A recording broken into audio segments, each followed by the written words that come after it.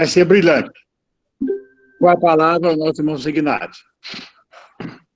Obrigado, meu irmão. Pessoal, eu aviso a vocês, porque a plataforma da Google, ela recomenda que a gente avise, que a partir de agora, a reunião está sendo gravada. E a gravação é para documentar, para que essa primeira live da Academia Goiana Maçônica de Letras fique registrada, e ela, evidentemente, vai ficar disponível, segundo o irmão Mariano, no site da Academia, e, de repente, a gente pode também colocá-la disponível em público, se essa for a decisão da direção, no YouTube. De forma que vai ficar disponível para que alguém queira ver novamente, assistir novamente, aprender com o irmão Carlos André, que possa fazer também para quem for essa reunião poder acessá-la. Bom, eu não vou perder mais o tempo de vocês. O professor Carlos André, eu peço a vocês que anulem o microfone, por favor. Está tendo ruído de fundo aqui. Se algum cachorro latir aparece aqui, é muito problemático. Obrigado. Bom, o irmão Carlos André Pereira Nunes, quando ele falou de Taguatinga no Tocantins, não foi à toa, ele é tocantinense de Taguatinga, advogado, professor, mestre em Direito Educacional, ele é especialista em redação jurídica e em português forense, atua em Goiás e em Brasília na área do direito educacional, é conselheiro da OAB, atual presidente da Comissão do Ensino Jurídico e representante do Conselho Federal para Tratados Internacionais sobre a Nova Ortografia. A temática do nosso confrade hoje é a comunicação não violenta em tempos de crise. Irmão Carlos, a gente planejou mais ou menos uns 20 minutos a 30 de fala, né, para que a gente tenha condição de você responder perguntas dos nossos irmãos presentes em seguida, certo? Então, eu lhe passo a palavra com toda a alegria do mundo. Obrigado, confrade, poderoso irmão Luiz Signati, obrigado pela sua deferência e louvo pela eloquência e pela generosidade de sempre.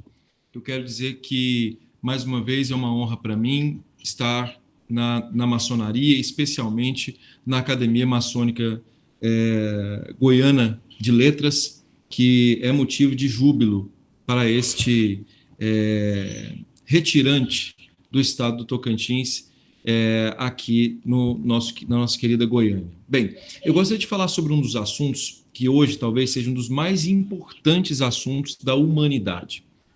Quando nós pensamos em comunicação, o ato de comunicação em si, que é tema especificamente do meu atual mestrado na Universidade Federal de Minas Gerais, eu estou fazendo mestrado em Linguística e especialmente em Análise do Discurso na UFMG, que é uma instituição muito respeitável nessa área, tenho tido mestres que têm me auxiliado por demais nesse sentido. O processo de comunicação só veio à tona, irmão João Batista, irmão Luiz Signati, irmão Mariano, a partir do início do século XX, com um linguista chamado Fernand de Saussure. Esse linguista, chamado Fernand de Saussure, ele começou a perceber que o processo de comunicação até então não era tido como aspecto científico. Nós podemos nos lembrar, porque está intimamente ligado à nossa percepção de mundo, que o iluminismo deu base ao cientificismo, e esse cientificismo ele se inaugura com a perspectiva da sociologia, com Diderot, na França, com Jean-Jacques Rousseau, e com os intelectuais que envolvem especificamente a teoria geral do Estado. Quando nós pensamos, por exemplo, no próprio Rousseau, e pensamos, por exemplo, no Barão de La Prève e de Montesquieu. Barão de Montesquieu criou a tripartição dos poderes, também o irmão João Batista, que foi um excelente magistrado, domina, fez parte, né, e outros irmãos que estão aqui, de um dos poderes, e os irmãos que estão aqui também outras funções essenciais à justiça, como é o caso do irmão Guilherme, que é nosso jovem colega advogado na Ordem dos Advogados do Brasil. Nós não pensamos em nenhum momento sobre a perspectiva de comunicação. A comunicação surge com Saussure com a seguinte ideia: o processo de comunicação deve ser estudado cientificamente. Para ser estudado cientificamente, tem que ser estudado com método e como objeto. Então ele começou a perceber o processo de comunicação sob a ótica do significante e do significado. O significante, a letra, o fonema, e o significado necessariamente seriam os valores semânticos de recepção. Com o tempo se percebeu que Saussure bebeu da água da psicologia, porque vieram Freud, não é? Posteriormente Lacan, Jacques Lacan, importantíssimo francês, na Inglaterra veio Winnicott, posteriormente na própria França veio a chamada teoria do discurso, né, da análise do discurso. Talvez eu fico arrepiado quando falo em análise do discurso, porque eu não consigo ver direito sem análise do discurso. Eu não consigo ver, para mim, direito e análise do discurso tem uma relação absolutamente direta, né? A análise do discurso ligada especificamente ao fato de que aquilo que se fala não é necessariamente aquilo que a pessoa recebe. Observe que detalhe interessante. Aquilo que eu, emissor, quando falo, não é necessariamente aquilo que vocês, os irmãos receptores, recebem. Isso, para quem é advogado do curso de sustentação oral, é fundamental. Criaram até um nome muito chique para isso, chama-se jurimetria, que é a capacidade de se fazer a análise do receptor, do desembargador especificamente, antes de falar qualquer coisa, para que o desembargador tenha uma perspectiva de receptividade em relação àquilo que se fala. Ou seja, o que importa não é o que eu digo, o que importa é como as pessoas recebem. E isso virou uma ciência, né? Basicamente, com esse autor aqui, chamado Manuel Castells, que certamente muita gente aqui conhece, um espanhol muito importante, que trabalha a perspectiva do processo de comunicação sob a ótica da pós-modernidade. Castells resume um livro dizendo o seguinte: comunicação é poder. Ele diz isso: comunicação é poder. E não há possibilidade de pensar outra coisa, a não ser isso, porque o processo de comunicação é que fez com que nós, Homo sapiens, pudéssemos desenvolver, que foi o que disse nessa obra importantíssima um sujeito chamado Yuval Noah Harari, que talvez hoje seja o maior historiador. Eu costumo dizer que ele não é nem um historiador, ele, na verdade, ele é, digamos assim, um futurólogo, né? Um futurólogo realista. Ele diz: por que nós chegamos até aqui? Por que nós chegamos até aqui? Nós só chegamos até aqui porque nós nos comunicamos bem. Porque, se nós pararmos para refletir, os cães têm uma audição melhor do que a nossa, têm um faro melhor do que o nosso. As corujas têm um olhar melhor que o nosso.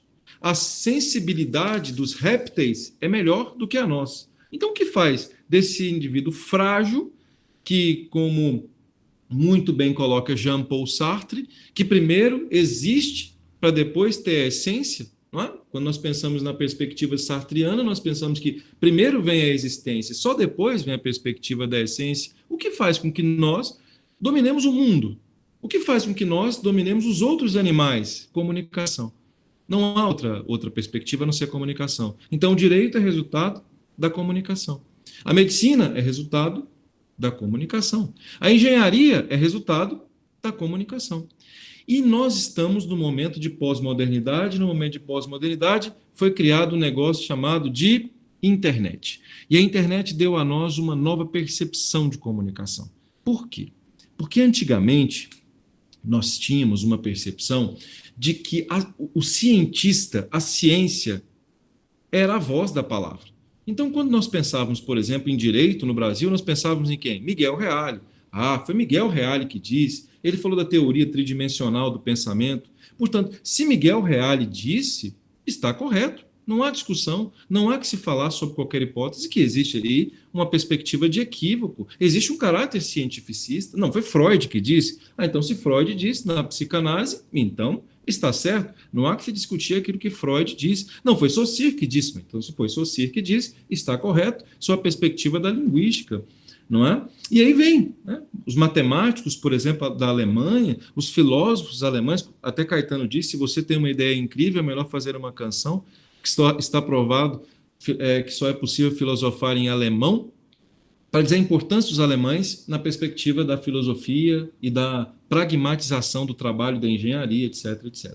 Só que nós não esperávamos que no dia 15 de outubro de 1980, fatidicamente no ano do meu nascimento, uma mulher chamada Vivienne, francesa, disse nas redes sociais, que já tinham chegado à Europa, Irk, à época, que o marido dela tinha ejaculação precoce. Olha só que coisa interessante. Nesse dia em que a Vivienne disse isso, nasce a pós-modernidade. E a pós-modernidade nasce com o Vale do Silício, com a internet. Aí você fala, mas o que isso tem a ver com a palestra? Tudo.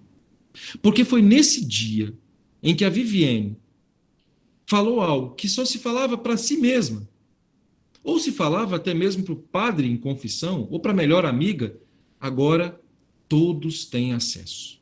Então todos passaram a ter acesso a um negócio que se chama informação. Mas ao mesmo tempo todos passaram a ter voz. Nasceu daí uma nova democracia, a democracia da comunicação. Se nós hoje pudermos perguntar qualquer coisa aqui ao Google, ele vai responder. Então nós não temos um problema mais de informação no mundo. O mundo, em regra, até na África, há informação, não há dúvida quanto a isso. A questão é, o que fazer com essa informação? E aí chega o ponto da nossa palestra. E aqui a nossa palestra efetivamente se inicia, porque nós chegamos à conclusão de que qualquer um pode falar qualquer coisa, em qualquer lugar, anticientificamente. Então, algumas pessoas que não entendem nada de direito falam de direito, alguns que não entendem nada de educação falam de educação, e a opinião dessa pessoa que está nas redes sociais e que tem 17 anos de idade vale tanto quanto a opinião de Miguel Reale. E isso é um problema. É um problema para a contemporaneidade. É um problema tão grande que a própria FUVEST fez, numa prova de redação, a seguinte pergunta: qual é o papel da ciência na modernidade? Já que cada um fala o que quer, sem ter estudado rigorosamente nada sobre as coisas. Note, nós estamos com uma crise de comunicação. Aí surge, há alguns anos, observe como esse detalhe é interessante, um negócio chamado de WhatsApp. WhatsApp. E o WhatsApp, meus irmãos, meus queridos confrades, piorou a situação, porque o WhatsApp ilimita a possibilidade de não pensamento. Ou seja, o WhatsApp estabelece a noção daquilo que, teoricamente, o que mais combateu o iluminismo, que foi a capacidade de pensar antes de falar.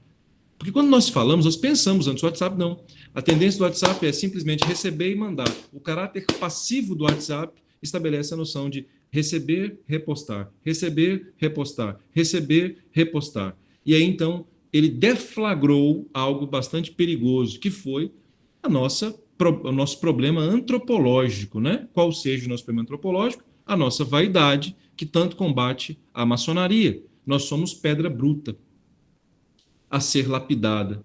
Nós estamos na maçonaria para crescer constantemente, que nós viemos aqui por uma perspectiva iluminista simplesmente para evoluir, sob uma ótica, repito, de natureza iluminista.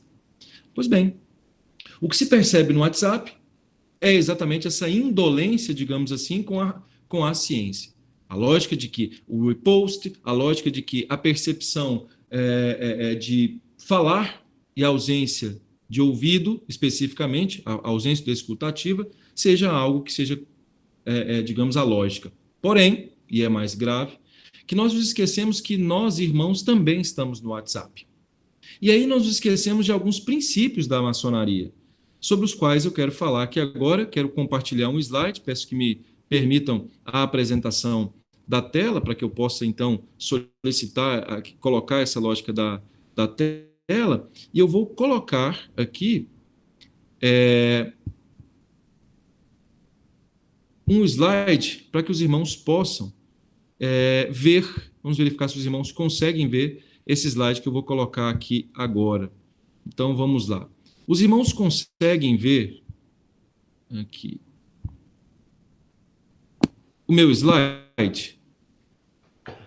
Para mim, agora que ele está entrando, mas ele diz que está apresentando, mas acaba não aparecendo, o Carlos.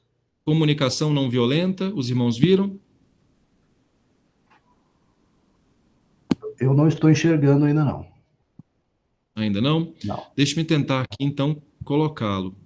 Não estou entendendo por que não está aparecendo esse slide que envolve a comunicação não violenta. Acho que seria muito interessante os irmãos verem. Se não conseguirem, de qualquer sorte, eu farei.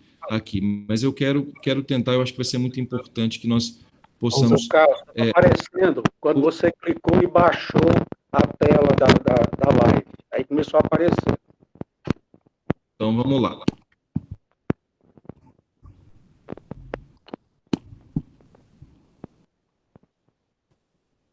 E agora, apareceu? Tá entrando. Lá atrás? Comunicação não violenta. Sim? Apareceu, meu irmão? Isso, Meus agora irmãos? baixa. Aí, apareceu. Então, ótimo. Pois bem, o que é comunicação não violenta? Eu precisaria que os irmãos pudessem, então, olhar esse slide. A palavra violência está intimamente ligada ao ato de violentar. Segundo o latim, violentia significa penetrar. Penetrar forçosamente. Isso é que é violência. O ato de penetrar forçosamente. Significa dizer que a comunicação não violenta é aquela comunicação que está intimamente ligada à percepção da não penetração de natureza forçada. Você fala, mas como assim essa perspectiva? Porque isso é uma metáfora para demonstrar que todos nós, temos em si a nossa percepção de mundo e qualquer coisa que teoricamente nos desagrade, teoricamente nos causa uma certa angústia. Portanto, a comunicação não violenta serve para retirar a angústia daquele que nos ouve. Esse é o objetivo da comunicação não violenta, é estabelecer a ausência de angústia daquele que nos ouve. Bem, essa comunicação não violenta está intimamente ligada a alguns conceitos, que são conceitos fundamentais para a humanidade. Há uma diferença entre simpatia e empatia. Quem trabalhou muito isso foi o Marshall Rosenberg, que é um psicólogo estadunidense que usou muito o processo da diplomacia e também trabalhou com muitas pessoas com câncer, né? Ele trabalhou nos hospitais e começou a perceber o seguinte, que a tendência a fala é muito mais agressiva do que, de repente, um ato físico, digamos assim, que cause algum problema de natureza fisiológica. E aí ele desenvolveu alguns conceitos, como, por exemplo, o conceito de simpatia e o conceito de empatia, que são conceitos em moda. O sim de simpatia está intimamente ligado à percepção da relação entre si, da boa relação. Patos quer dizer paixão, vem do grego. Patos, paixão. Simpatos quer dizer aqueles que harmonicamente vivem. Então, alguém simpático é alguém que, teoricamente, vive em harmonia com o outro, entende, observe como isso é tão interessante, entende a dor do outro. Entende a dor do outro. Repito, entende a dor do outro. Porque o antipático não entende a dor do outro. Enquanto a empatia não é o entendimento à dor do outro, meus irmãos. A empatia, esse em é um prefixo de natureza latina que significa dentro. Significa dizer que o patos, que é a força da paixão, o amor, estabelece a noção de que a empatia está intimamente ligada a não entender a dor do outro, é sentir a dor do outro. Vejam a diferença, meus irmãos. É sentir a dor do outro. Não se pode pensar em empatia a não ser quando se sente a dor do outro. Bem, alguns países, como por exemplo a Noruega, trabalham exatamente essa perspectiva da chamada comunicação não violenta desde sempre. Então, imagine o que causou na Noruega aquela cena grotesca do George Floyd solicitando mais de 8 minutos para respirar. Os noruegueses e alguns estadunidenses e alguns países, me permito, até eu me emociono com isso, começaram a sentir a dor. No Brasil, em alguns momentos, o que houve, meus irmãos e confrades, respeitosamente, foi um silêncio sorridente. Aquele mesmo silêncio sorridente de São Paulo diante da chacina, como diz o grande Caetano Veloso. Esse mesmo silêncio sorridente que há quando, por exemplo, no estado do Tocantins, nós observamos pessoas humildes, pobres, a serem observadas por aqueles que, de repente, têm um pouco mais de condição financeira e que sabem o destino desses meninos. Não há o sentimento de dor. No máximo, o entendimento da dor. Mas não há o sentimento de dor. Não há o sentimento de efetiva realização da dor. que aquela pessoa tem. É claro que isso não é, obviamente, devo dizer, algo exato. Não dá para sentir exatamente a mesma dor do outro, mas dá para se colocar no lugar do outro e pensar: e se fosse meu filho que tivesse caído de um nono andar de um prédio em razão de um descuido, de um vacilo, porque de repente a mãe vem de uma classe inferior? Alguém se coloca no lugar daquela mãe, se coloca no lugar da dor que aquela mãe sente? Então, o que eu percebo, e claramente eu percebo, é que na maçonaria nós não podemos ser simpáticos. Os irmãos me permitam dizer, os confrades me permitam, não se admite simpatia na maçonaria. Quando se vê um irmão sofrendo, não se pode ser simpático à dor do irmão. É preciso necessariamente ser empático à dor do irmão. Eu acho inadmissível, como professor aqui no meu instituto, quando eu vejo, por exemplo, um aluno que chora, que sente efetivamente por não entender um determinado assunto e eu não sinto a dor dele. Isso é antimaçônico. Marshall Rosenberg desenvolve uma teoria quase que maçônica, na perspectiva de que o irmão não é um peso para mim. É só lembrar do Salmo 23. O irmão não é um peso para mim. O irmão sou eu. A dor do irmão é a dor que eu efetivamente sinto. E aí entra a perspectiva do WhatsApp. De vez em quando eu percebo algumas considerações do WhatsApp que me chamam muita atenção, mas muita atenção. Por exemplo, alguns irmãos colocam alguns vídeos que envolvem, sei lá, o Bolsonaro, e sabem que ali naquele grupo existem irmãos que de repente têm uma percepção contrária ao Bolsonaro. Alguns irmãos colocam alguns vídeos que envolvem o Lula, e sabem que efetivamente naquele grupo alguns irmãos defendem o Lula. Alguns irmãos colocam efetivamente por um motivo: porque sequer conseguem ser simpáticos. Sequer conseguem ser simpáticos. E isso é antimaçônico. Porque se o irmão tem essa percepção, ele pode colocar. Se o irmão tem uma percepção tida como, entre aspas, nacionalista, ou se, entre aspas, social-democrática, sei lá, não quero entrar nesse mérito, o irmão tem que colocar aquele vídeo e respeitosamente escrever, de maneira tal que se coloque no lugar do outro irmão e perceba que ali existe um outro irmão e podem debater. Mas, quando o irmão simplesmente coloca aquilo e, de repente, o outro contesta, e esse outro é chamado de petista, vagabundo, sei lá o quê, ou o outro é chamado de gado, esses adjetivos, eu confesso que eu gostaria de me restringir a não falar, porque eles, de fato, me incomodam por demais, meus irmãos. Esse irmão não entendeu o que é maçonaria. Ele não entendeu efetivamente o que é empatia. As fake news são resultado não de notícias falsas. As fake news são resultados de pessoas que não têm, empatia, porque se você tem empatia, você vai pesquisar. Até no grupo da Asilo da Casa eu coloquei metodologia de pesquisa. Como é que se faz para pesquisar se é fake news ou não é fake news? E em segundo plano será que o que eu vou colocar aqui ofenderá algum irmão que eu já percebi que é contrário àquilo que eu penso? Eu vou colocar, então, de maneira tal que eu possa me colocar no lugar dele para que eu possa demovê-lo, porque a vida é isso, é a argumentação. De repente, de uma reflexão que, na minha percepção, ele está equivocado, ou o contrário. Daí, Rosenberg desenvolveu, como psicólogo, a seguinte ideia: é preciso não gerar juízo de valor. Então, quando eu penso, por exemplo, um determinado irmão que defende o Bolsonaro ou que defende o Lula, etc., etc., etc., eu não posso estabelecer, já no olhar para esse irmão, o meu juízo de valor. A comunicação de poder estabelece a noção de que é preciso seguir 4 passos antes de falar. Observe que detalhe interessante. É preciso seguir 4 passos antes de falar na comunicação do século XXI, segundo Marshall Rosenberg. Segundo Marshall Rosenberg, a primeira coisa é observação. Eu observo. A primeira perspectiva é observar o irmão. Eu, por exemplo, tenho muito esse treinamento hoje. Observar cada um dos irmãos. Entender no grupo quem que é cada um deles. Exige tempo? Sim. Mas a humanidade exige tempo. O que não exige tempo é a irracionalidade.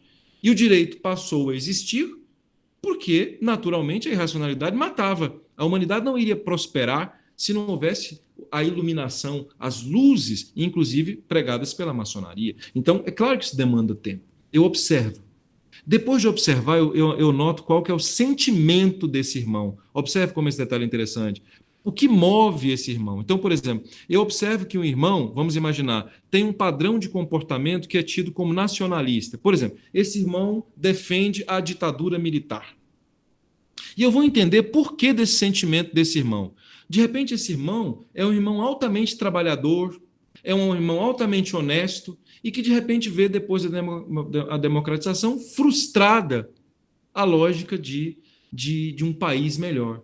Então, qual é o sentimento desse irmão? O sentimento desse irmão é: eu quero mais é que essa democracia simplesmente não exista mais. Esse é o objetivo. Eu quero que essa democracia simplesmente não exista mais. Essa é a base. Só que eu não observei direito a necessidade desse irmão. Observe que esse detalhe é interessante, ó. Porque o que aquele irmão quer não é o que está no sentimento dele. O que aquele irmão quer, efetivamente, é ver um Brasil melhor. Notaram como esse detalhe é absolutamente interessante e é inteligente? O que aquele irmão quer é simplesmente a necessidade dele, objetiva, é ver um Brasil melhor. Então, eu jamais postarei algo àquele irmão se necessariamente eu pensar se eu levar em conta apenas o sentimento. Eu desprezo o sentimento do irmão e verifico a necessidade dele. Vou repetir, ó. Eu desprezo o sentimento do irmão e verifico a necessidade dele. E só aí, com a necessidade, é que eu faço o que se chama de pedido, segundo Marshall Rosenberg. Não é o sentimento. Eu não levo em conta o sentimento dele. Parece alguma coisa como frieza, não é? Mas por isso que os nórdicos são considerados frios, por isso que os alemães são considerados frios, porque na cabeça deles o que interessa é a necessidade e não o sentimento. A necessidade. Vamos dar um exemplo que acontece muito em casa. Acho que alguns irmãos podem ter passado por isso. Imagine que hoje, né, as mulheres costumam trabalhar mais. Felizmente, né, ocorreu essa igualdade. Né? Claro que isso traz alguns grandes desafios, é tema, de repente, para uma outra reflexão, mas aí imagine que a esposa chega em casa e a casa está toda bagunçada. Imagine, toda bagunçada. E aí ela diz aos filhos assim: mas pelo amor de Deus, eu trabalho o dia inteiro, eu sou escrava de vocês, eu fiz tudo por vocês, e começa a falar. Se, de repente, um menino verifica o sentimento dela, qual é o pedido? Pedido, na verdade, que ele chama de fala. Qual é a fala dele? Ah, mãe, como assim? Não, absolutamente. Eu também estudo muito. Olha aqui, ó. A discussão está na perspectiva do sentimento. Ó. Repito, simplesmente na perspectiva do sentimento. Nada mais do que isso. Ó. Sentimento. O que aquela mãe queria? A necessidade dela era só uma: arrumasse a sala. Então, se ela chegasse lá e falasse assim, ó, observasse todo mundo, depois observar: gente, minha necessidade é de que vocês arrumem essa sala. Ela fez o pedido. Esse pedido, com base na necessidade, não gera sofrimento. Por que não gera sofrimento? Porque não se observou o sentimento, mas observou a necessidade. Então, os irmãos confrades me perguntariam: então é preciso eliminar os sentimentos, professor, para que haja comunicação não violenta? A resposta é sim, porque o que nos faz gerar guerras, o que nos faz brigar, o que nos desumaniza, olha que paradoxo, segundo Marshall Rosenberg, não é o fato de ter sentimento, mas é a pouca capacidade de empatia, a pouca capacidade de perceber o que o outro sente. Então, será que aquela mãe, de repente, não refletiu sobre como é que foi a criação dela? Será que, de fato, ela ensinou aqueles meninos a arrumarem a sala? Essa é a primeira reflexão que ela tem que fazer. Então, se ela faz um pedido desse, com base em uma necessidade: olha, a partir de agora eu gostaria que fosse sim, sim, esse pedido tem validade. O sentimento não vai deixar de existir. A questão é como lidar com esse sentimento. E aí, volto aos grupos de WhatsApp.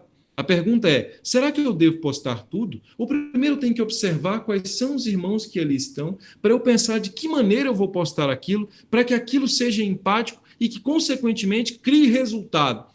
Porque postar por postar é vaidade. Nós estamos na maçonaria para vencer as paixões. Se é postar por postar, eu não quero me comunicar. Eu não me comunico. Eu apenas emito o processo de comunicação. A comunicação não existe. Por quê? Porque houve resistência. E houve resistência porque eu bati de frente com um sentimento, em vez de observar uma perspectiva da necessidade, antes de fazer o meu pedido, que é efetivamente o post.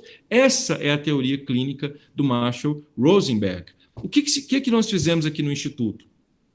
Nós transformamos isso numa perspectiva linguística, numa hipótese linguística. Qual que é a hipótese linguística que é tema do mestrado? que a primeira coisa, que é a lógica da observação, está ligada à lógica da empatia. Então, a primeira coisa que eu tenho que ter é empatia. Antes de dizer qualquer coisa a alguém, eu tenho que verificar, eu tenho que observar para verificar se aquele alguém, teoricamente, não vai se ofender. Não significa dizer que eu não vou que eu vou deixar de dizer isso. Não, absolutamente. A questão é como dizer. Esse é que é o detalhe. É a inteligência que, por exemplo, eu vejo muito no meu pai, é a inteligência que eu vejo muito no meu avô Josino, falecido Josino Pereira da Silva, que era um homem de uma nobreza extraordinária, um homem que tinha cuidado, né? Ele observava antes de falar. Não é? É o que eu vejo muito no nosso confrade, irmão Hélio Moreira, que todo o cuidado ele tem exatamente para dialogar, para verificar, para que o que ele fale efetivamente cause uma mudança nas pessoas. Não é? Então, qual é a perspectiva? Primeiro aspecto é empatia, que é a chamada inteligência relacional. E já partindo aqui para o final, o segundo aspecto é o quê? Eu vejo qual é a necessidade daquela pessoa. Eu esqueço o sentimento. A hipótese do Instituto Carlos André é retirar, segundo Marshall Rosenberg, retirar o sentimento e colocar aqui qual é a necessidade que a pessoa tem. Então, são três inteligências. Atenção, a primeira inteligência é a inteligência relacional, que está ligada à empatia. A segunda inteligência é comportamental, que eu vou verificar qual é a necessidade, eu vou verificar o comportamento. Eu observo o comportamento. Aí depois, o que eu vou fazer? Eu vou estabelecer uma noção de necessidade. E para eu estabelecer essa noção de necessidade, eu vou ter que ter linguagem, eu vou ter que saber falar. Para eu falar, aí eu tenho que ter conhecimento linguístico. Exemplo, se eu sei que alguém não gosta de ordem, eu não uso imperativo, eu uso futuro do pretérito. Então eu digo, por exemplo, para minha esposa, eu jamais digo à minha esposa assim, bem, faz isso aqui para mim, que ela não gosta. Bem, você poderia fazer isso para mim? Olha, o poderia é futuro do pretérito. Em linguagem de modalização, a modalização linguística está ligada à escolha lexical com a finalidade de entender empaticamente alguém. Mas, por exemplo, os pedreiros, quando estavam construindo o Instituto Carlos André, foi muito engraçado, porque eu disse a eles assim, era 4 horas que eles teriam que começar a trabalhar. Eu cheguei até eles, eu até ia fazer uma sustentação oral, achei muito engraçado isso, porque eu falei, senhores, muito boa tarde, eu só gostaria de confirmar com os senhores que já está a hora, etc, etc. Irmãos, os pedreiros não gostaram da minha fala. Veja, eu caí, eu sou um linguista, eu caí nisso. Falaram que não queriam falar comigo, não queriam falar com a dona Marina. Aí eu vi a forma como a Marina falou com eles. A Marina é engenheira, né? Ela exerceu engenharia por muito tempo, hoje ela é muito mais administradora da nossa empresa. Então a Marina falou, gente, pelo amor de Deus, está na hora de trabalhar. Veja, eu usei futuro do pretérito. Com os pedreiros, eles não gostaram. Por quê? Porque eu não observei a lógica de vida. Eles acharam que eu era engomadinho demais. Observe como esse detalhe é interessante. Eu não observei, eu achei que a minha cognição, que a minha modelização serviria para todo mundo, e não serve. Porque eu sempre imaginei que todas as pessoas, independentemente da profissão, teriam que ser tratadas com dignidade. Só que ser tratado com dignidade para eles não era usar futuro do pretérito, mas era usar imperativo. Notem como esse detalhe é absolutamente interessante, né?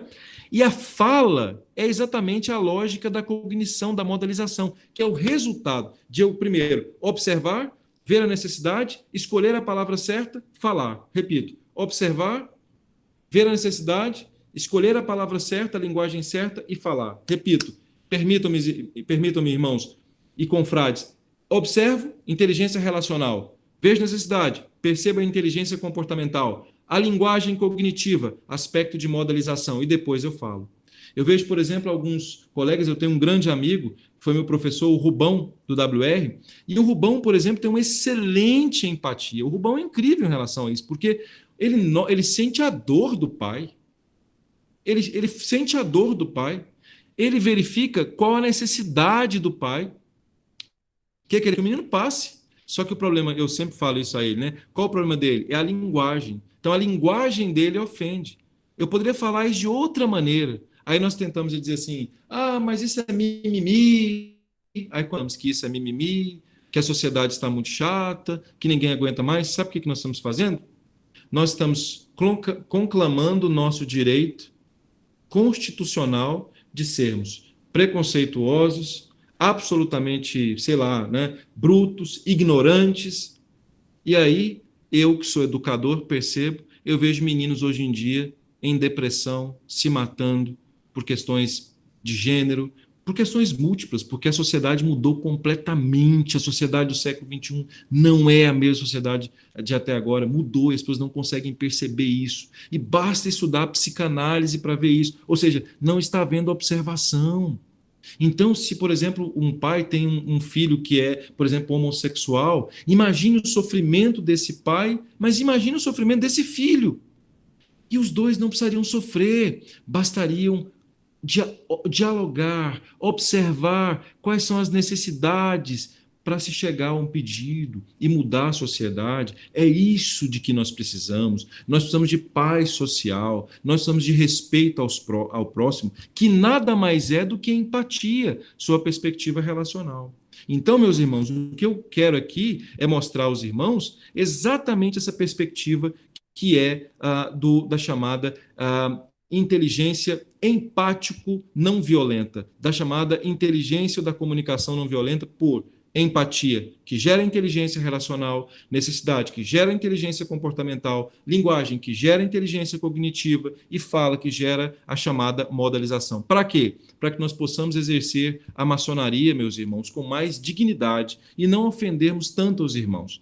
Os grupos de WhatsApp têm ofendido muitos irmãos, porque os irmãos não têm observado, na minha humilde opinião, é a minha percepção, posso estar equivocado, esses preceitos, 4 preceitos básicos que vêm da chamada inteligência de natureza contemporânea do século XXI. Quero, portanto, agradecer aos meus confrades, aos meus irmãos, pela deferência, por estar aqui na Academia Maçônica de Letras, para falar, Goiana Maçônica de Letras, para falar aos irmãos sobre esse assunto que eu considero tão importante. Espero não ter feito a extensão maior do tempo e já agradeço de antemão a deferência dos meus poderosos irmãos.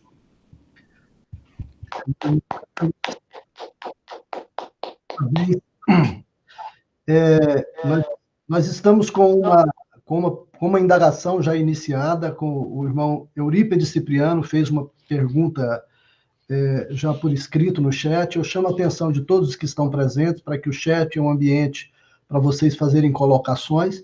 E nós só temos 21 minutos para a gente encerrar. E eu vou começar fazendo uma primeira pergunta, depois passo para a pergunta do Eurípedes, para a gente poder depois trabalhar as perguntas dos demais confrades, se eles quiserem fazer. O Carlos, eu achei assim extraordinária a sua fala. Ela toca diretamente naquela área em que eu sou especializado, que é a área de comunicação. E eu não sei se você sabe, você citou o sociólogo Manuel Castells, o espanhol. Não sei se você sabe, ele é o atual ministro da Educação da Espanha. A partir deste ano, ele assumiu o Ministério da Educação da Espanha. Mas eu queria te perguntar uma coisa. A gente vive uma contradição extraordinária nesse período histórico exato, especialmente no Brasil. E essa contradição ela apareceu muito forte no diagnóstico que você fez da situação que nós vivemos. Qual é essa contradição? É um mundo permeado por internet, em que, como você disse, praticamente deixa de ter sentido essa história de emissor-receptor, porque todo mundo é emissor e receptor ao mesmo tempo. A internet permite um nível de interação muito grande. Então, a gente vive um mundo em que todo mundo tem as possibilidades tecnológicas de se comunicar, mas é possível que nesse mundo nunca houve tanto desentendimento, tanta carência de comunicação. De forma que um dos diagnósticos que a gente tem feito é de que a educação para a comunicação é uma coisa absolutamente prioritária nos tempos que a gente vive. Eu gostaria de escutar um pouquinho de você isso. Eu estou vendo que você está investindo nisso. Eu queria escutar de você mais como é que você enxerga isso num plano mais amplo. Quais seriam as possibilidades que nós poderíamos ter de dar uma abrangência muito maior para essa educação para a comunicação, educação para o entendimento, que, a meu ver, é a educação para a própria democracia? João Luiz Signati, primeiro, obrigado pela sua deferência, sei da sua especialidade, e para mim é muita honra poder ouvir isso do poderoso irmão, a quem eu tenho absoluto respeito. O irmão acho que já respondeu ao questionamento quando disse quem era o ministro da Educação da Espanha. Então eu peço vênia aqui, e aí com comunicação não violenta, espero não ofender os irmãos, nós estamos errados, nós nunca tivemos uma política educacional no Brasil. É absolutamente lamentável que no Brasil, desde as ordenações filipinas, nós nunca tivemos alguém efetivamente compromissado com o processo educacional neste país. Talvez o governo Fernando Henrique tenha tido, na minha concepção, com o ministro Paulo Renato, ele esteve em Harvard, o filho dele estudou em Harvard, eu tive a honra de ter um diálogo com a secretária executiva do Ministério da Educação, na última semana, uma live, conversei também com a nossa atual secretária, batonier da Educação aqui, a professora Fátima Gavioli, que também estudou em Harvard, e conversei com a professora Raquel Teixeira, que foi também nossa batonier da Educação, nessa última semana. Então, eu conversei com 3 pessoas que me chamaram muita atenção para a falta de política de governo que nós temos no Brasil. O Brasil é um desgoverno educacional. As pessoas que assumem o processo educacional no Brasil não têm, lamentavelmente, nenhum compromisso com a educação, ou se tem compromisso, não tem competência técnica para isso. Então, quando eu vejo o Manuel Castells, que é ministro da Educação, obviamente a grande tendência é de que esse país tenha um resultado positivo. Nós temos uma legislação educacional extraordinária no Brasil. Eu fiz um trabalho sobre a BNCC, que é a Base Comum Curricular. Meu irmão Signati, basta seguir a BNCC. Se nós seguíssemos a BNCC, os 10 primeiros artigos mostram exatamente isso, que nós só buscamos cognição, mas cadê a nossa inteligência relacional? Hoje nós temos engenheiros, eu fico emocionado ao falar isso, mas eu fico muito chateado, nós temos engenheiros no Brasil analfabetos. E quando eu digo analfabetos, meu irmão, eu falo no processo de comunicação e no processo de leitura de mundo. Nós temos médicos, temos advogados, vou celebrar a minha estupidez, eu também sou, como diria Renato Russo, vou celebrar a estupidez de quem cantou essa canção, mas algumas poucas universidades salvam. Por exemplo, dificilmente alguém sai da USP analfabeto funcional em termos de comunicação, da UFMG, quero aqui cumprimentar o nosso poderoso irmão Antônio Leite, que vem de lá, que é o nosso batonier dos graus filosóficos superiores, que tem filhos, inclusive, um deles foi o primeiro colocado na Universidade de São Paulo, na Vetusta Universidade de São Paulo.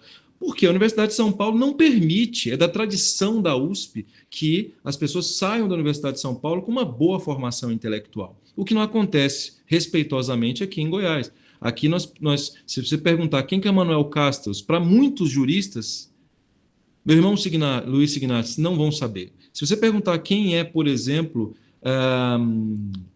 vamos imaginar, né, aqui, um Byung-Chul Han, não sabe, mas sabem, por exemplo, quem é o doutrinador do direito. O direito não basta. Para eu concluir, eu vou dizer o seguinte, que há um ministro da Suprema Corte estadunidense que fala muito assim, para ser um bom juiz, para ser um bom, e aqui eu peço vênia, nós temos um grande juiz aqui, que pode falar muito melhor que eu em relação a isso, né? Não é preciso saber filosofia, antropologia, sociologia, é preciso saber se comunicar. E, se possível, saber um pouquinho de direito. Então, é mais ou menos isso. É preciso seguir a BNCC, é preciso seguir a Base Comum Curricular Nacional, que, lamentavelmente, tanto o governo Bolsonaro, permitam-me dizer, quanto o governo Lula não seguiram. Em 1996 foi feita uma base pelo ex-presidente Fernando Henrique Cardoso que não foi seguida até hoje e isso tem causado um atraso para o país. Professor Carlos André, me permite aqui participar desse debate para colocar um ponto de vista que eu acho que é fundamental. Ao longo dos anos, nós temos percebido que o governo, como condutor maior do processo educacional, tem procurado, ao longo desses anos, desconstituir a educação para formar pessoas de verdadeiros conhecimentos. E isso tem causado, hoje, uma grande dificuldade na comunicação entre as pessoas. E talvez seja esse o grande problema que nós estamos enfrentando, principalmente com a modernidade da tecnologia da informação, que nos traz um novo vocabulário e que muitas vezes nós não temos preparo para entender aquilo que se fala. E aí passamos a agredir as pessoas com palavras que são inadequadas para aquele diálogo. E, evidentemente, muitas vezes até faltando com respeito com os irmãos. Eram essas as considerações que eu queria fazer e obter do poderoso irmão as devidas e merecidas considerações, assim como dos demais membros participantes desta live. Obrigado. Irmão Saulo, mais uma vez volto aqui a cumprimentá-lo, cumprimento a nossa querida cidade de Taguatinga, aí no estado de Tocantins, cidade que completou 145 anos, salvo engano, há 2 dias, uma cidade importantíssima no nosso país. 148 anos. 148, olha, me equivoquei ontem, né? Então, eu diria, há um ato que me chama bastante atenção, são chamados pronomes de tratamento, que muito rapidamente eu vou ratificar. Uma colega advogada, conselheira federal da OAB, chamou o ministro Marco Aurélio de você outro dia. E aí eu fiz uma postagem, né? O ministro Marco Aurélio foi deselegante, Sua Excelência foi deselegante, digo isso muito respeitosamente, porque Sua Excelência, o ministro, interrompeu, né? Foi agressivo, mas isso não tira dele a razão, né? Quando eu uso um pronome de tratamento, eu me dirijo à corte, eu me dirijo ao magistrado, não como uma pessoa, né? Como o Estado. Então não pode um advogado chamar um magistrado de você. Isso ocorre por quê? Porque nós estamos nessa fase da facilitação, né? Da pessoalidade, do coach, né? E isso, lamentavelmente, reduz a boa ciência, né? Então, sim, meu irmão, eu concordo perfeitamente, é preciso ter um ensino forte, um ensino tradicional, mas não só tradicional. É preciso ter um ensino inclusivo e empático. Porque se eu tenho um ensino só tradicional, eu vou continuar formando pessoas sem empatia. Então, eu preciso ter um ensino que demonstre às pessoas, como o irmão falou muito bem, o poderoso irmão Saulo, respeito pelas outras, capacidade de respeito pelas outras, a dignidade da outra. Irmão Carlos, eu vou pedir só assim, para os meus irmãos, porque o irmão Eurípides Cipriano já tinha colocado uma pergunta bem antes, né? Ele teria a prioridade, então eu gostaria de passar a palavra para ele. Irmão Eurípides Cipriano, ativa seu microfone para você formular sua pergunta. Ele quer saber sobre fake news. Desativa seu microfone, Eurípides.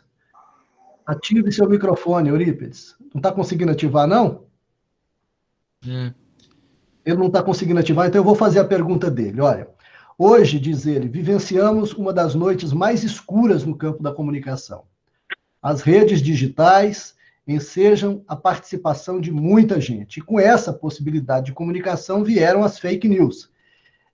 E isso vem interferindo em diversos campos. O que fazer? Conseguiu desativar? Não, né? Conseguiu não. Então, Carlos. Fake news não é resultado de desinformação. Fiz também live sobre esse assunto. Fake news não é resultado de desinformação. Fake news é resultado, lamentavelmente, nós chamamos de teoria da recepção.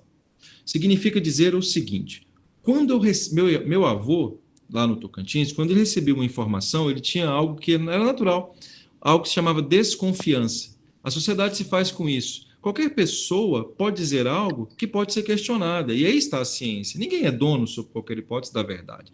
Então, o que meu avô fazia? Ele ia checar a informação. Então, se alguém dissesse assim, meu pai sempre se aconselhou com ele e dizia, meu sogro, né? Isso aqui é verdade? Foi assim mesmo que ocorreu? E ele dizia, deixe-me pesquisar. Eu vou pesquisar e verificar se é verdade, eu falo a você. Eram uns 2 dias para que essa informação fosse colhida. Pois bem, hoje a possibilidade. Nós podemos, ao receber uma mensagem, ir às checagens. Hoje, por exemplo, o Lupa checa se a informação é verdadeira ou não. Na Asilo da Cássia, eu sempre faço isso diariamente. Quando o irmão posta alguma coisa, eu tento chegar a ser muito gentil, mas eu vou lá e checo no Lupa e falo, meus queridos irmãos, essa informação é fake news. Aí isso já, felizmente, nossa loja é uma loja de irmãos muito gentis e muito de uma nobreza extraordinária. Eu sou impressionado com o Asilo da Cássia. E lá os colegas, os irmãos já percebem, olha, o irmão Oswaldo faz muito isso, realmente é fake news. Então, há possibilidade, meu irmão, de fazer checagem. Então, não há desinformação que resista a uma checagem. Então, esses critérios, são 6 critérios, eu acho que eu demoraria um pouco para falar sobre isso, mas 6 critérios que indicam a checagem de uma informação. O último deles é observar nas chamadas agências de notícias. e a principal delas é a agência Lupa. Olhou lá, verificou, é fake news ou não é fake news? Se não, se for, podemos repassar, mas aí nós colocamos no asilo da casa assim, que se o irmão postar, ele tem que comentar. Não pode postar sem comentar. Ele colocou um vídeo? Tá bom. Então comente, faça os seus comentários, defenda a sua tese, porque senão ele não vai ser ouvido. Parece ser justo, acho que o venerável tomou uma decisão muito sábia. Muito bem. Pessoal, nós estamos com... ainda temos 8 minutos. O nosso confrade Carlos, ele tem uma capacidade de síntese extraordinária, então abre condições para ele responder mais uma ou duas perguntas. Alguém gostaria de intervir?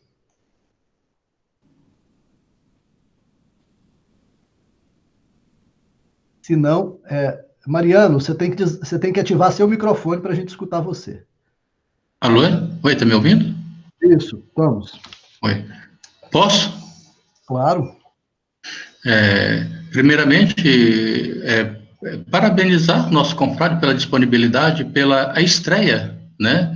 E a todos os irmãos e confrades aqui presentes, porque é um momento interessante, e a Academia Maçônica, ela tem essa finalidade, certo? Criar esse alcance para que nós possamos disseminar o conhecimento, a pesquisa, o trabalho, né? No meio maçônico. E, quiçá, dentro da sociedade civil. Diante disso, meu irmão Carlos André, meu querido confrade, né, você falando de Taguatinga, também tem um pé lá, né? Tive uma passagem por Taguatinga, isso é muito bom, né? Perguntar para você, nem não sei se é uma pergunta, mas é um questionamento, né? Vai ser uma dizer o seguinte: quando nós estamos falando de comunicação e quando nós estamos falando da educação, certo? Nós deparamos com uma situação muito interessante. Nós estamos num momento muito veloz, né?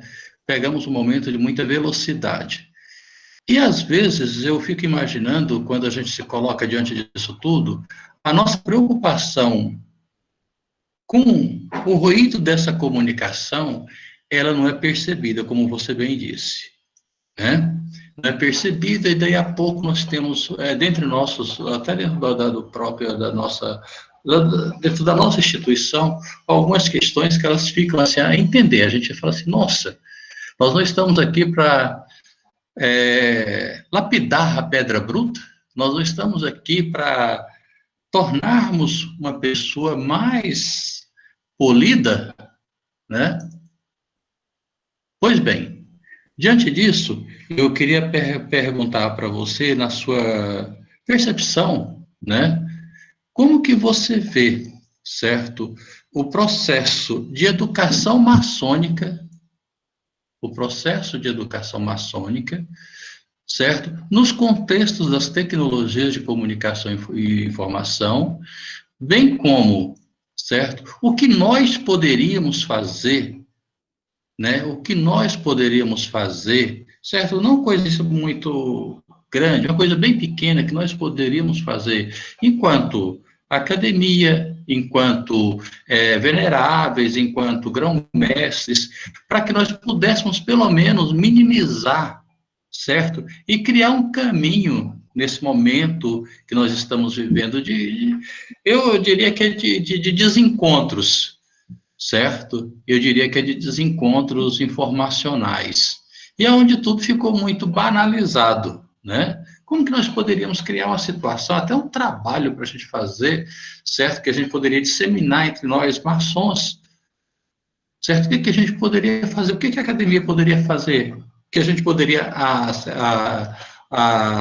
alinhar com o nosso grão-mestre, alinhar com os nossos veneráveis, alinhar com as nossas, certo? Com as nossas cunhadas, com a nossa família maçônica. O que a gente poderia fazer, certo? Na sua percepção, o que a gente poderia fazer para a gente não perder essa questão? Olha, como que eu poderia ser racional? A gente voltando lá no iluminismo, né, nós vamos estar observando, olha, quanto é interessante nós tomarmos esse cuidado, né? A maçonaria, ela tem um meio nela que ele perpassa tudo isso. E a gente vai ver que todo esse momento que está perpassando a história é justamente ela teve um cuidado muito grande, né, de ficar se organizando dentro do seu espaço, para quando for se expor de forma onde é respeitada, onde ela tem categoria, onde os irmãos têm categoria, para estar se comunicando. Obrigado. Carlos, antes de você responder, só um instantinho. Enquanto você responde a pergunta do irmão Mariano, eu estou com uma pessoa inscrita, que é o nosso irmão Antônio Leite, lá da Asilo da Cássia, e em seguida a sua resposta, ele vai fazer a pergunta, você responde, e aí a gente já parte para o encerramento, ok? Obrigado. Primeiro aspecto, meu poderoso irmão Mariano, é lembrar a todos dos princípios da maçonaria. Eu nunca me esqueço. Por exemplo, quando eu vejo algum irmão que defende a ditadura militar, eu sempre o lembro de que ele é maçom. Então, se ele é maçom, ele não pode defender a ditadura. Não tem nexo, não faz sentido. Então, existe uma antimaçonaria aí. Esse é o primeiro ponto. Então, fazer com que os irmãos lembrem os princípios maçônicos. Eu queria que a academia pudesse trabalhar mais. Quais são os princípios maçônicos? Palestras sobre o que é ser maçom. Quais são os princípios da maçonaria? Primeiro ponto. Né? E aí, junto com os graus filosóficos, né? E aí eu acho que isso tem que ser colocado como tempo de estudo, nas lojas, nas reuniões online e na maçonaria. Acho que esse é o primeiro ponto. O que é ser maçom? Para verificar se aquele irmão está no lugar certo, que pode ser que ele não esteja. De repente ele tem o direito de querer ditadura, né? Pode ser que tenha. Mas isso não é ser maçom. É simples assim. Então, fazer com que as pessoas se lembrem desse princípio maçônico, eu acho que seria, como eu tenho pouco tempo, acho que diria mais coisas, mas eu acho só isso. Lembrá-lo assim, você é maçom. Entende isso? Então, se você é maçom, algumas coisas são incompatíveis com a maçonaria. Se ele entender isso, já acho que já é de bom grado. Irmão Antônio Leite. Boa noite a todos. Uma satisfação enorme. Como disse há pouco, por razões profissionais, não pude acompanhar o debate e a explanação do meu querido e fraterno amigo, irmão Carlos André. Eu gostaria de fazer uma saudação especial ao meu irmão Mariano, que me concedeu um honroso convite para que pudesse participar da revista dessa academia. Seguramente o irmão fez o convite e é responsável pelo que pus aí dentro. Então, fica na conta do Mariano o que foi aí. Excelente trabalho. Eu gostaria, o irmão Carlos André falou sobre comunicação não agressiva, grupos de WhatsApp, e eu gostaria de fazer uma avaliação, submetê-la ao juízo do nosso irmão Carlos André, que hoje, escrevi isso no chat, a comodidade e a segurança de falarmos o que queremos, como queremos, atrás da segurança de uma tela de computador ou de smartphone, nos permite ser, no mínimo, indelicados, quando não menos grosseiros, deselegantes e agressivos, na maioria das vezes. Alguns dias atrás, eu fiz uma coisa que me deixou muito feliz. Eu saí de 42 grupos de WhatsApp, alguns deles de maçonaria, porque estavam me trazendo desgosto. Carlos lembrou muito bem, vejo opiniões de maçons, de pessoas com uma formação cultural, intelectual elevada, dizerem, eu posso usar a palavra, barbaridades sem limites.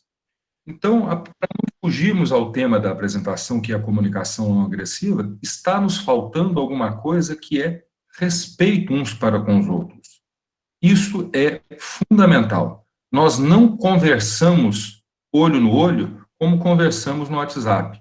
Nós não repassamos informações pessoalmente como repetimos pelos grupos de WhatsApp ou das mídias eletrônicas. Então, o Mariano perguntou o que a academia pode fazer. Nós podemos fazer, como bem lembrou o Carlos André, um chamado à responsabilidade, mostrarmos as bases sobre as quais se assentam os princípios humanísticos, filosóficos e doutrinários da maçonaria. O que eles fazem de nós, homens que precisam ter responsabilidade acima de tudo. Responsabilidade para com a sociedade, para com o cidadão e, principalmente, para aquilo que nós temos representar dentro desse grupo social onde nós estamos inseridos. Quero encerrar parabenizando mais uma vez a academia pela iniciativa, dizer que fico muito feliz em poder participar de um debate dessa natureza, dessa elevada envergadura, que acrescenta muito a cada um de nós que aqui esteve. Parabéns a todos, é uma satisfação estar aqui com vocês. Irmão Carlos. Meu poderoso irmão Antônio, que é, sem dúvida qualquer, um paradigma para nós no Asilo da Cássia. Como eu digo, o Asilo da Cássia e todas as lojas maçônicas do estado de Goiás realmente têm irmãos brilhantes, né? E conviver com o irmão Antônio, eu costumo dizer a ele que é um grande presente que o grande arquiteto do universo nos dá. Eu não me sinto digno, né, dessa convivência tão extraordinária, dessa nobreza de pensamento. É exatamente isso que o irmão colocou. E aí é um ponto que me chama bastante atenção. Se eu falo isso atrás de uma câmera, mas não falo pessoalmente, notem que existe algum atributo maçônico que não está adequado aí, qual seja, a perspectiva até da coragem, né? É da natureza do maçom a lógica da coragem, um dos tripés é a honestidade, né? Ser um homem livre exige, como diz a própria Constituição da República Federativa do Brasil, que eu fale aquilo que eu pense de maneira tal que eu não me esconda. E esconder não é especificamente não publicar aquilo em redes sociais, mas publicar aquilo virtualmente, no meu conforto, né? Então, como diz a própria Constituição, ela diz, né? É livre a manifestação de pensamento, porém é vedado o anonimato. É que a nova postura de anonimato, na minha percepção, ligada a essa lógica da comunicação, assim como o irmão Luiz, é que o anonimato hoje não é mais apenas o anonimato da obscuridade do não texto. Hoje é a obscuridade do texto escrito, mas não presencial, que é uma espécie de neo-anonimato contemporâneo. Isso dá muita coragem, mais do que, digamos assim, uma bebida, ou mais do que, de repente, algum alotrópico, infelizmente. E isso mostra, lamentavelmente, que existe um problema. A maçonaria está enfrentando um problema muito sério. Sabe por quê? Porque parece que nós conseguimos ver as nossas vicissitudes, como o irmão Mariano colocou, o irmão Antônio colocou. E isso me deixa em crise. Outro dia, eu termino dizendo aqui, um irmão me chamou de Doutor Carlos André. Ele não entendeu o quanto isso me ofendeu. Isso, mas foi de uma ofensa, porque eu me lembro que o venerável Jaime, né, porque ele não concordou com o que eu disse, o venerável Jaime falou assim, a partir de agora, quando me iniciou, vocês chamarão uns aos outros de irmãos. Eu fico até arrepiado com isso, porque são meus irmãos, né? Quando a minha esposa fala da luva, né? Fala, meu bem, onde é que está a minha luva? Significa dizer que eu tenho a certeza de que onde ela estiver, ela será tratada como cunhada dos meus irmãos.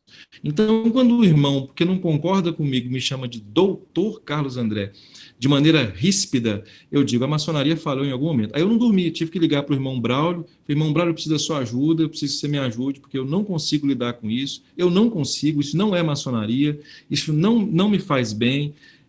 Mas aí ele que sabiamente me iluminou.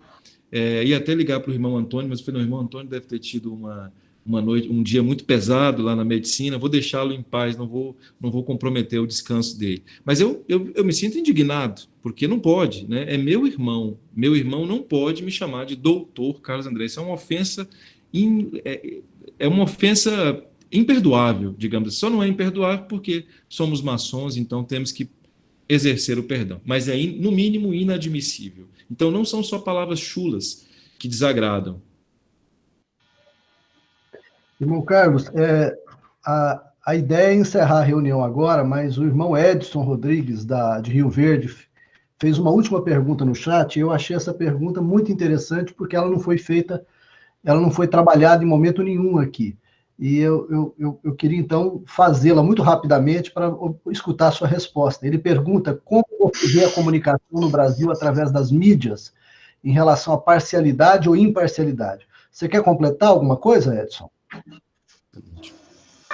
Primeiramente, agradecer aí, ó. Eu estava em casa, deitado, e recebi o chat, né, no grupo da maçonaria, e resolvi entrar pelo tema, tá? e achei super interessante, eu acho que deveria ser mais divulgado. Nós temos aí, se eu não me engano, 17 participantes, né? Vou levar isso para o meu venerável mestre, aqui da Estrela Riverdense, que é um irmão muito atuante no ramo. Nós temos feito sessões nas segundas-feiras via chat, tá? E abordando vários temas. Então, nós falamos sobre o coronavírus, falamos sobre economia pós-pandemia. Então, nós estamos bem atuantes aqui fora, fazendo um trabalho maçônico dentro de casa também. Tá? Eu acho que quem não entrou no chat, acho que perdeu. Obrigado aí, Carlos André, pela elucidação. Excelente palestra, tá? O que eu queria saber é o seguinte, o que você acha, se a mídia brasileira é tendenciosa ou não? É isso, mais ou menos, para complementar aí a minha pergunta. Assim, a pergunta é excelente, e eu posso dizer porque eu entrevistei nessas últimas semanas, a produtora da CBN, entrevistei o Matheus Ribeiro, que é da Record. Então, eu procurei estabelecer essa noção nas lives, até para os meus alunos, para que eles tenham um senso crítico do que é efetivamente tendência ou não. Então, vamos lá, isso é muito importante. Cada empresa jornalística, ela tem o que eles chamam de roteiro de sistematização de pensamento. Então, existem algumas televisões, por exemplo, que tendem a perceber a social-democracia. Existem algumas televisões que tendem, por exemplo, a observar aspectos mais ligados ao liberalismo. Nos Estados Unidos isso é muito claro, né? Quem já foi aos Estados Unidos sabe. Uma televisão, ela diz qual que é o posicionamento dela, assim como algumas revistas. Você pega, por exemplo, a Le Monde Diplomatique. A Le Monde Diplomatique, que é do jornal Le Monde, é absolutamente social-democrática. Então, a Le Monde Diplomatique, quando você for ler, né, a Carta Capital também, você vai saber que ali vem uma crítica pesadíssima ao que se chama de direita. Tudo bem, é preciso ler aquilo para perceber, né, o que há de bom ali. O Castells, por exemplo, é tido como de centro-esquerda, digamos assim, não é? Bem, eu preciso ler para verificar. Mas se eu pegar, por exemplo, algumas outras revistas, né, nós vamos perceber que elas já têm uma outra noção que é mais liberal, né?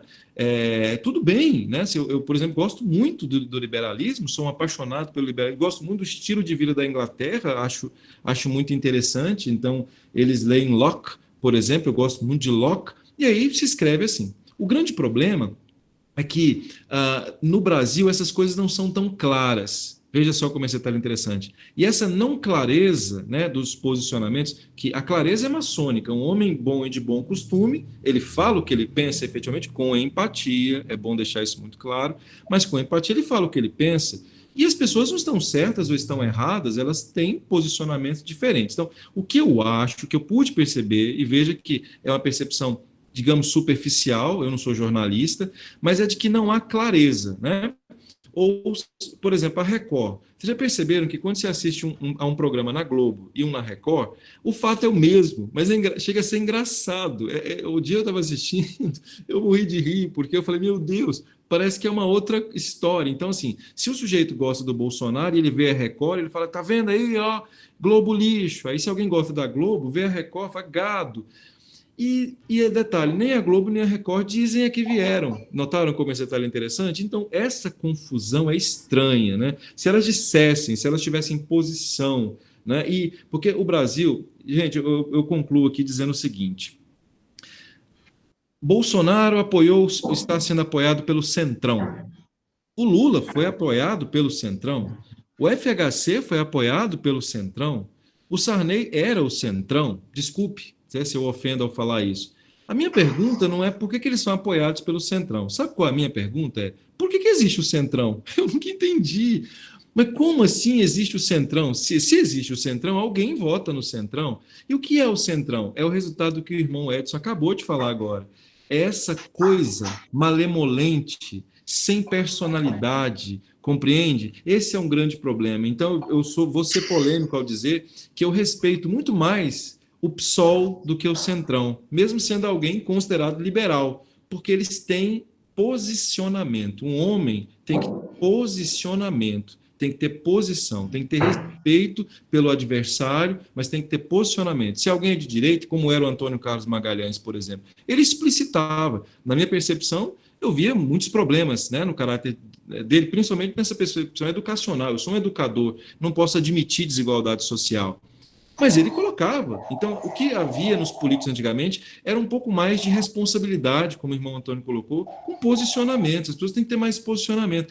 Esse detalhe de estar sempre querendo ganhar, gente, são as mesmas pessoas. Sabe, meu irmão Edson? As mesmas pessoas estão sempre em diferentes governos. E aí o que acontece? Vicia toda a população, porque os empresários não têm partido, a mídia não tem partido, ninguém tem partido, todo mundo só quer ganhar. E nós precisamos de oposição. O Brasil precisa de oposição. Então, por exemplo, alguém que votou no Bolsonaro, no presidente Bolsonaro, em sua excelência, vou falar muito respeitosamente, precisa entender que é preciso oposição, é preciso cobrar dele. Alguém que, de repente, é lulista, precisa entender que precisava de oposição, é preciso cobrar. Porque se eu não cobrar de alguém que está no poder, se alguém vai ter aquele vício do absolutismo que Vargas teve, que Hitler teve, não é? Que Médici teve, e isso não é bom para o processo democrático. Não é? O irmão João Batista é o nosso presidente, mas o irmão João Batista nos permite dialogar, refletir acerca do que é melhor para a loja, né? Os irmãos participam. Eu acho que falta, meu irmão Edson, para concluir exatamente isso, falta personalidade. Ó, eu, por exemplo, sou um homem da educação. Tudo que é contrário à educação, para mim, é algo que me incomoda. Então, eu deixo isso muito claro. Muito claro, é muito claro. Então, esse é o meu posicionamento. Se alguém discorda, eu vou tentar argumentar. Mas eu não vou falar que esse alguém é gado ou que esse alguém é petralha. Olha, os grupos de WhatsApp trabalham nesse sentido, nessa coisa de pessoas eufóricas, digamos assim, meu irmão. Não sei se respondi a sua pergunta, mas está na base social. Os nossos irmãos, repito, só mais um detalhe, pais que estão aqui, avós que estão aqui, ensinem, por favor, aos netos e aos filhos terem posição. É isso que eu diria. Posicionamento. Tem que ter posicionamento. Bom, eu quero agradecer ao professor Carlos André, né, confrade, professor, espero que não te ofenda te chamar de professor. Eu acho que esse é o melhor dos títulos, foi aquele que Jesus Cristo quis para si, né, o único, o de mestre ou de professor. Mas agradecer profundamente e agradecer a direção da academia, especialmente na pessoa do nosso irmão Mariano e do nosso presidente, o João Fagundes, pela oportunidade que me concederam de mediar esse debate, que foi um privilégio extraordinário para mim. Bom, dizendo isso, a gente encerra o debate e eu passo a palavra para o Mariano e para o presidente João Fagundes para procederem o encerramento. Muito obrigado. Eu vou estar colocando, tá ligado, né? Me ouvindo? Tá. Sim, perfeitamente. Tá. Eu gostaria imensamente, primeiro, de agradecer o nosso presidente, né? Porque quando nós conversamos com ele, ele falou, não, vamos embora fazer, né? Então, eu gostaria de agradecer imensamente o nosso presidente, porque foi um momento que nós estamos adentrando as tecnologias dentro da academia. E nós temos um papel importantíssimo, certo? Haja vista a discussão que nós tivemos até então. Né? Se a gente fosse que alongar, nós ficaríamos por muito tempo, porque a temática é instigante, né? E dizer para vocês que esse material, ele vai estar no nosso site, porque está sendo gravado, ele vai estar no nosso site, lá da academia, tá? E nós estamos nos organizando para outros eventos dessa natureza. Então, nós vamos estarmos terminando o nosso trabalho, já começando a ver se nós colocamos a cada 15 dias, até a gente conversou com o presidente, para que a gente pudesse estar fazendo a cada 15 dias, certo? Um momento desse, porque, olha, quando eu vi o Edson de Rio Verde aqui, quando eu vi o pessoal do Tocantins, né, tinha o Aparício também, que é venerável lá de Taguatinga, viu, Carlos André? O Aparecido, perdão. Ele estava aqui também conectado, certo? E tinha um outro aqui de um outro estado também que estava aqui conectado. Então, isso é muito importante. Eu vejo que maçonaria é isso, certo? Maçonaria, a gente ganha nesse momento, certo, do conhecimento, nós ganhamos no momento desse diálogo. E esse diálogo, ele traz para nós outras vertentes, outros encaminhamentos, ele traz, nos aproxima cada vez mais. E, na oportunidade, eu não poderia deixar de tecer, viu, o nosso grande médico que escreveu, né, das Ilhas da Cássio, Antônio Leite.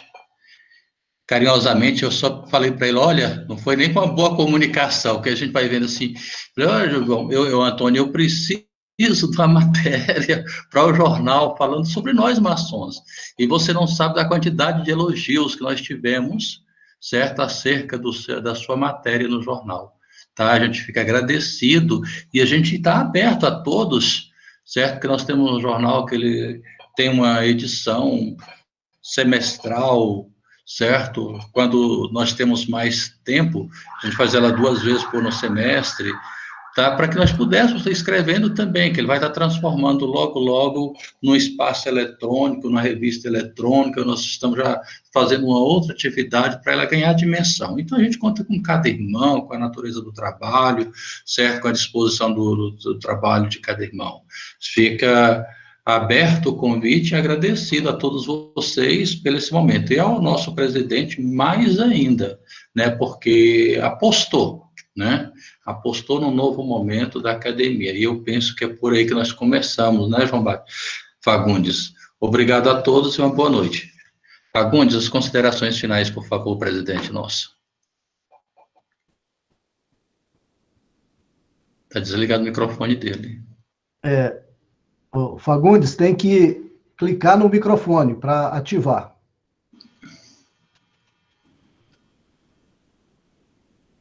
Tem que ativar o microfonezinho.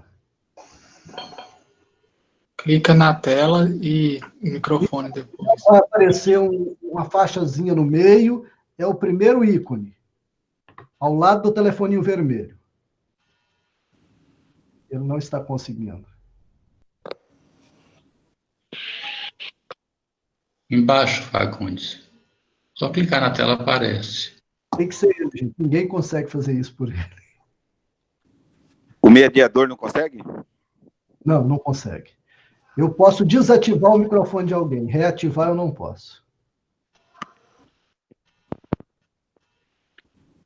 Tem que ser a própria pessoa.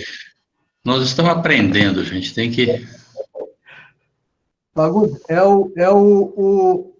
o meio da tela, o primeiro. Clica no primeiro, que é o microfonezinho.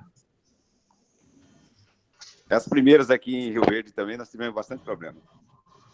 Isso Depois, na segunda, todo mundo já ficou firme. Você põe um dedo na sua tela maior, Fagundes, aí no primeiro ícone você vai e aperta no vermelho que ele libera o microfone. Irmão Luiz, me permita só uma consideração, irmão, me permite? Pois Eu não.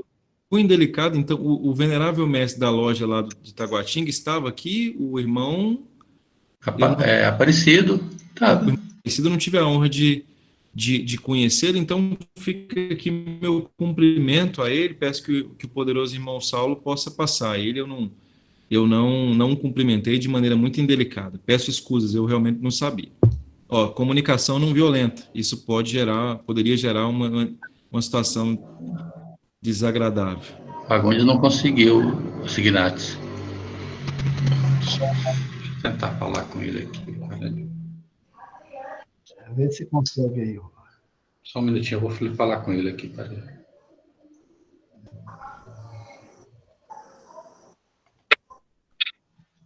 Eu peço aos nossos irmãos que não saiam antes, mas já estamos encerrando, só para escutar a palavra do nosso presidente. Oi, Fagundes. Você vai na tela embaixo e clica nela que vai aparecer o microfonezinho. Aí ele está vermelhinho. Você clica nele, ele vai ficar branco, ele vai tirar o vermelho. Você pode falar. Clica. Não, você clica em cima dele. Clique. Não, menino, você no meio da tela. Tá, nós estamos te aguardando, fica tranquilo.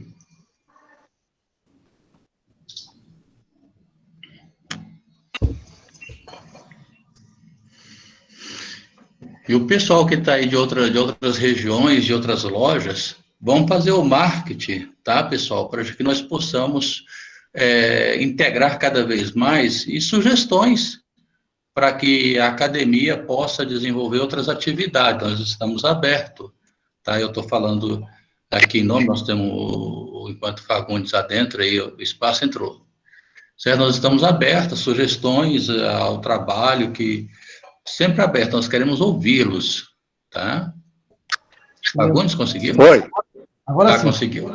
Isso, agora sim. Você, meu presidente. Isso, suas considerações. Está ouvindo, né? Estamos.